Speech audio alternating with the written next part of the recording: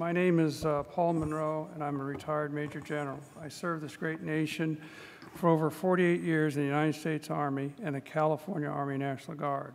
Currently, I'm the founder and principal of Monroe Executive Associates, which advises developing organizations on leadership and diversity.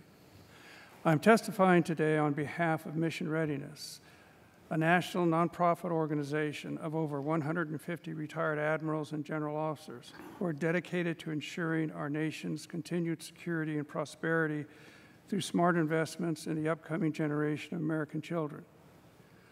I've written remarks that I would submit for the record. For the next few minutes, I would like to tell the committee members why more than 150 retired generals and admirals feel so strongly about this bill and its importance to our future military readiness. Make no mistake, childhood obesity does threaten our nation's security. When 1 in 4 of our young adults is too overweight to defend our country, then something is seriously wrong. A decade ago, only one state had 40% or more of its young adults overweight or obese. Today, that's true in 39 states, according to the Centers for Disease Control and Prevention. You can see the figures for each state on the chart in the report we recently released with Senator Dick Lugar and Secretary Vilsack, Too Fat to Fight. Military concerns about the health and fitness of our children are not new. The National School Lunch Act of 1946 was originally passed as a matter of national security. At the time, General Lewis Hershey and many of our other military leaders recognized that poor nutrition was a significant factor, reducing the pool of qualified candidates for military service. In the past, retired admirals and generals stood up to make it clear, as Secretary Vilsack said, that America is only as healthy as our nation's children. Now childhood obesity is undermining our national security, and we need to start turning it around today. The trends are truly alarming in the context of American military readiness.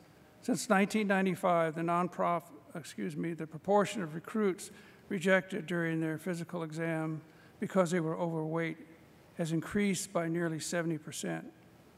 Today, otherwise excellent recruit prospects, some of whom may have generations of sterling military service in their family history, are being turned away because they are simply too overweight. What can we do to address this problem? We cannot and should not legislate the choices that parents make with their children at home. It is up to parents to decide what children are fed outside of school and in their packed lunches. But we can do more to make sure that the food and beverages of our schools provided to our children are nutritious. As much as 40% of a child's daily calorie intake occurs at school, and the school setting plays an important role in shaping the eating exercise habits of our youth. Mr. Chairman, Mission Readiness supports efforts by you and members of this committee to get new legislation on the books that would achieve 3 basic goals. First, we need to get the junk food out of our schools.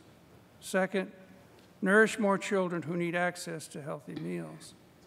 And 3, educate kids and their parents to help them adopt a lifelong healthy eating and exercise habit.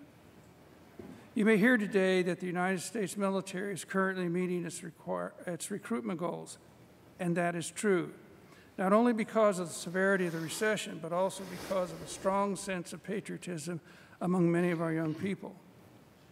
However, if history is any guide, the challenges of finding and recruiting qualified young adults will again become much more challenging when the economy recovers. The truth is, we cannot depend on a weak economy to build a strong military. When you look at the long-term scenario, it is clear that too many young people are not reaching their full potential, and a major factor is what they eat and drink each day.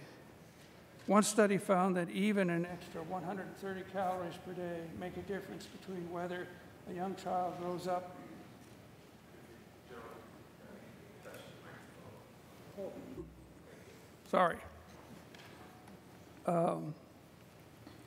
The clock is ticking. We urge Congress to take action as soon as possible, since the current child nutrition law will expire at the end of September.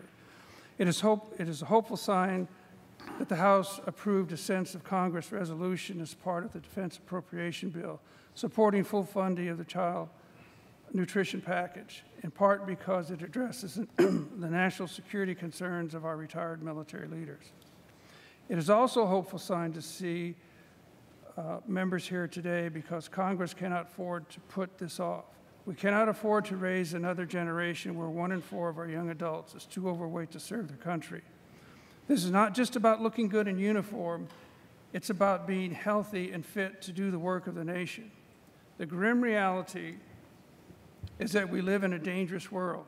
As long as outside threats to our national security exist, we are well served to maintain a high level of military readiness. The admirals and generals of mission readiness are in strong support of H.R. 5504, and we respectfully request, in the interests of national security, that the distinguished members of this committee work to move this important legislation toward enactment. Doing so will help improve the health of our nation's children and ultimately strengthen national security. Thank you for this opportunity to speak before the committee this morning.